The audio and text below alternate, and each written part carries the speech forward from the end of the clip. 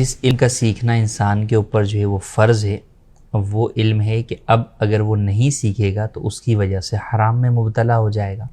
جیسے ایک شخص ہے کہ اس نے جو ہے وہ حج پر جانا ہے، تو اب اگر وہ حج کے مسائل نہیں سیکھے گا تو وہ گناہ کر بیٹھے گا، وہاں احرام کی پابندیوں کو جو ہے عمل نہیں کرے گا، تو پھر کئی صورتوں میں اس پہ دم لازم ہو رہا ہوگا، کہیں پہ صدقہ لازم ہو رہا ہوگا، ہو سکتا ہے کہ بعض صورتوں میں اس کا اوپر جو ہے وہ بدنہ بھی جو ہے وہ لازم آ جائے۔ تو اس لیے جو کام آپ کرنے جا رہے ہیں اس سے پہلے اس کے دینی مسائل سیکھنا یہ آپ پر فرض ہے۔ نماز فرض ہو گئی تو اب نماز کے مسائل سیکھیں گے، روزہ جب رمضان کے روزے آ رہے ہیں تو آپ کو روزے کے مسائل سیکھنا ہے، آپ کے پاس اتنا مال و اسباب ہو گیا کہ زکوٰۃ بنتی ہے تو زکوٰۃ کے مسائل سیکھیں گے۔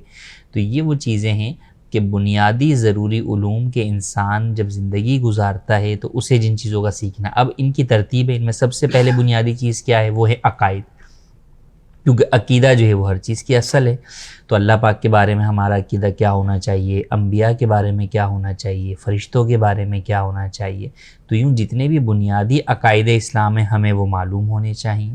پھر اس کے بعد ہم جب ارکان اسلام میں آتے ہیں تو نماز ہے، نماز ہر ایک کے اوپر جو ہے وہ لازم ہے اور دن میں 5 وقت لازم ہے، تو اب اس کے مسائل سیکھنا جو ہے وہ ضروری ہیں۔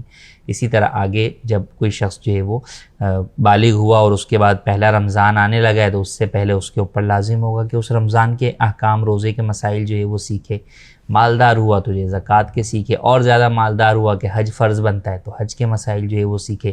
کاروبار کرنے جا رہا ہے تو کاروبار کے مسائل سیکھے، جاب کرنے جا رہا ہے تو اجارے کے اور جاب کے مسائل جو ہے وہ سیکھے۔ تو یوں زندگی کے اندر جس چیز کی طرف بڑھتے چلے جاتے ہیں اس سے متعلق دینی احکام سیکھنا ہم پر لازم ہوتا ہے۔ وہ بنیادی ضروری دینی احکام کہ جن کو جان کر ہم گناہ سے بچ کر وہ کام جائز طریقے سے شریعت مطہرہ کے بتائے ہوئے طریقہ کار کے مطابق کرنے میں کامیاب ہو سکیں۔